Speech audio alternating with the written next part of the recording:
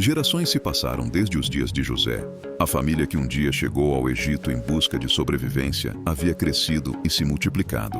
Os descendentes de Israel tornaram-se numerosos, fortes e visíveis. Um novo faraó subiu ao trono, um que não conhecia José, nem a história que havia salvado o Egito no passado. E quando a memória se perdeu, a opressão tomou o seu lugar. O povo hebreu foi escravizado. Seus dias passaram a ser marcados por trabalho forçado, chicotes, humilhação e cansaço extremo. Construíam cidades que nunca habitariam. Carregavam fardos que não lhes pertenciam. Seus clamores subiam aos céus, misturados à poeira dos tijolos. O medo endureceu o coração de Faraó. Para conter aquele povo, decretou morte. Ordenou que os meninos hebreus fossem lançados no rio. Tentou destruir o futuro antes que ele se tornasse realidade. Mas Deus já estava agindo nos bastidores. O menino salvo em um cesto havia crescido. Moisés, criado no palácio e forjado no deserto, foi chamado por Deus para retornar ao Egito. Não como príncipe, mas como mensageiro. Não com espada, mas com autoridade divina. Diante do trono mais poderoso da terra, Moisés declarou: "Deixa o meu povo ir." Faraó riu. Quem era aquele homem? Quem era esse Deus para desafiar o Egito? E assim começou um confronto histórico, não entre dois homens, mas entre o orgulho humano e o poder do Deus vivo. A primeira praga, as águas em sangue. Moisés estendeu o cajado e as águas do Nilo, fonte de vida do Egito, transformaram-se em sangue. Os peixes morreram, o rio apodreceu. Aquilo que era adorado tornou-se símbolo de morte.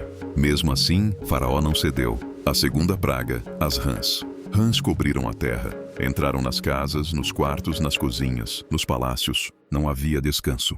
Faraó implorou por alívio, e quando o alívio veio, endureceu novamente o coração.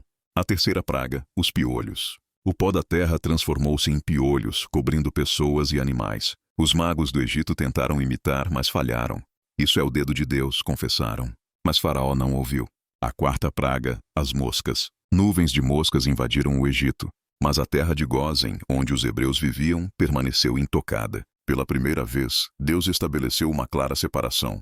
Ainda assim, Faraó resistiu. A quinta praga, a morte dos animais. Os rebanhos do Egito morreram. Cavalos, bois, camelos. A riqueza do império desapareceu em um instante. Mesmo assim, o coração de Faraó permaneceu fechado. A sexta praga, as úlceras.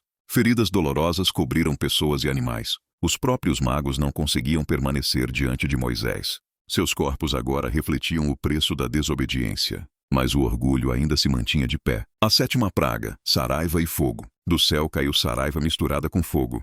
Plantações foram destruídas. Árvores despedaçadas. O trovão sacudiu a terra. Alguns egípcios temeram a Deus e se protegeram. Outros ignoraram o aviso e perderam tudo. Faraó confessou seu pecado, por um momento.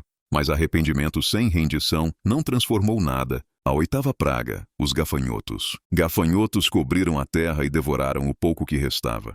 O Egito foi completamente consumido. Mais uma vez, Faraó pediu socorro. Mais uma vez voltou atrás. A nona praga, as trevas. Trevas densas cobriram o Egito por 3 dias. As pessoas não conseguiam se ver. O medo tomou conta das ruas.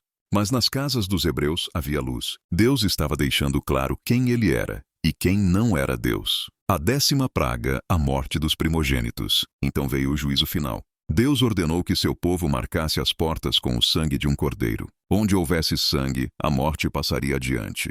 Naquela noite, um clamor se levantou no Egito como nunca antes. Do palácio à casa mais simples, os primogênitos morreram.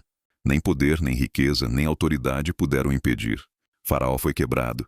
Na escuridão da madrugada, chamou Moisés e disse as palavras que o céu aguardava. Vão, levem o seu povo e saiam. Os hebreus deixaram o Egito não como escravos, mas como um povo redimido. As pragas não foram atos aleatórios de destruição, foram revelações. Cada uma expôs falsos deuses, humilhou o orgulho humano e declarou uma única verdade. Não há poder maior que o Deus vivo.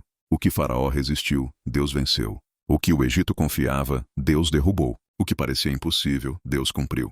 As correntes foram quebradas. A promessa avançou. E o Deus que preservou vidas nos dias de José, agora se revelou como o Deus que liberta seu povo. Não importa o quão forte seja o opressor, nem o quão longa seja a noite.